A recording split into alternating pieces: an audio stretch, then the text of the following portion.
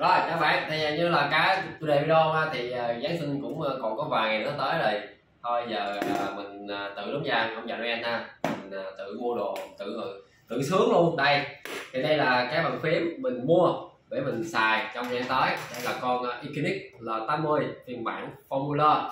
Thì về những cái thông số kỹ thuật á, hoặc là những cái trải nghiệm á, thì mình đã có làm một cái clip là phiên bản Giáng sinh rồi, thì cũng tương tự thôi, bạn có thể xem lại clip đó. Còn clip này chủ yếu là mình muốn cho bạn xem là mình khui hộp nguyên siêu nha, đó nguyên siêu phiên bản là 80 Formula nó như thế nào. Thì giá con này á, phiên bản mình mua á, là nó sẽ có LED RGB cũng như là dùng là Cherry Brown Switch đó, gõ cho nó thoải mái. Rồi nhìn full siêu nha. Đây cái hộp như thế này các bạn, đó mặt trước nè, trước đây ha, mặt sau. Rồi thì cái lý do mà mình mua cái bản L80 Formula này á, là thứ nhất là từ cái form dáng của nó rất là đẹp ha, thứ hai là nó là dạng đeo 80 cho nên là mình vẫn có thể mình mang theo, mình bỏ trong lô để mình ra cà phê mình ngồi mình làm việc á vẫn rất là ok. Thứ ba là về cái màu, mình thấy cái màu nó phối nhìn nó cũng rất là hiện đại đấy. Còn phiên bản Noel á, thì do là nó cũng chỉ theo mùa thôi cho nên là nó không hợp lắm. Mình thì mình vẫn ưu tiên màu này thì bạn xài ở đâu cũng được cả. Rồi mình sẽ siêu nha. Đó. Giá của con này là khoảng gần 5 triệu các bạn. Ơi cái cảm giác được cua chi nó sướng lắm các bạn ơi. Đó đây hộp đây đây nó sẽ có một cái logo nè ha, đây RGB, phiên bản RGB và dùng switch Cherry Brown. Rồi ra đó. Cái gì mình tự mua, mình tự làm, mình tự quay phim review á, nó sẽ sướng hơn là cứ phải đi chờ đợi hãng tặng, rồi phải đi xin hãng rồi ha. Đó đây bên trong như thế này, đây là đóng gói.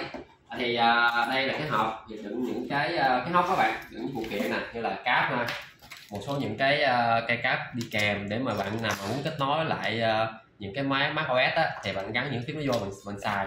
Và đây là cái after, một cái chỗ quét và một cái key ruler, kia luôn là một cái switch ruler. Và đây là cái phụ chính của mình đấy. Đó, và một cái sách hướng dẫn nhanh và một số những cái sticker ở đây ha. Rồi bây giờ cái sách này á thì mình nghĩ là bạn nên đọc sơ qua nha, để mình biết những cái đồ phím tắt á, để mình xài như thế nào, chỉnh đèn chỉnh đóm đồ á, hoặc là những hiệu ứng á thì bạn coi trên đây. Hoặc là bạn nào mà muốn kết nối với lại những cái máy Mac OS á thì mình có thể mình dùng cái phím tắt để mình đổi qua cái phím đó này ha. Đó nó có những cái leo này, bạn nên mình đổi qua. Rồi ok, đấy giờ khui ra cho bạn coi nha. Rồi giác nó đã quá bạn ơi. Cái này mình nghĩ nếu mà hãng mà có làm phiên bản mà kiểu như là New Year các bạn ha, cứ mỗi năm mình làm một phiên bản á, đó thì mình nghĩ là sẽ ok rất là nhiều. Nhưng mà mình thấy thì hãng chưa có làm. Ui rồi ôi, đây hãng cho bạn một cái nắp che nữa để mà mình không có bị bụi á. Tháo ra. Đây, bạn thấy đẹp chưa? Một cái thiết kế đẹp mà nó lại có một cái tông màu nhìn nó rất là hiện đại. Và cái âm thanh của mình á, mình mua á, nó là Brown Switch nha, để mình gọi thử các bạn nghe thử nha. Để mình gọi thử nè.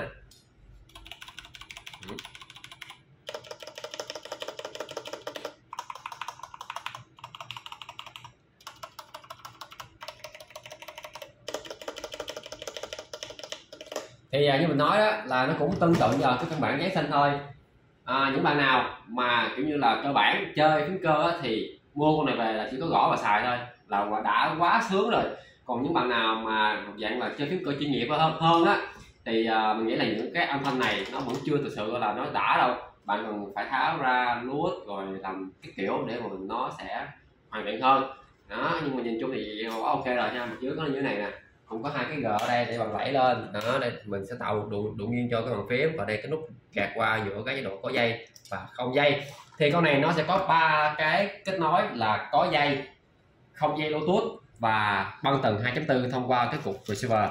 Đây ha, mình sẽ cho bạn xem đó, phụ kiện bên trong như thế này nữa bạn. Mình tháo ra luôn ha.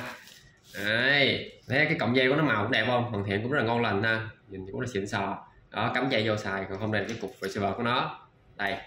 Nhưng mà mình thấy là có điểm trừ đó là do con này nó lại không có thiết kế một cái hốc hay một cái lỗ nào để mình gắn vô cái bàn phím để mình cố định nó, cho nên là bạn phải giữ kỹ nha. Hoặc là bạn phải gắn chết luôn vào cái bàn phím vào cái laptop á thì may ra, chứ mà bạn mà mất cái này rồi thì nghĩ là hơi căng đó, rất là khó mua. Rồi thì bây giờ mình sẽ thử gắn nó vào cái laptop mình đi cho bạn coi nó lên đèn như thế nào ha, rồi mình sẽ kết thúc cái video này. Đây lên đen đây ha.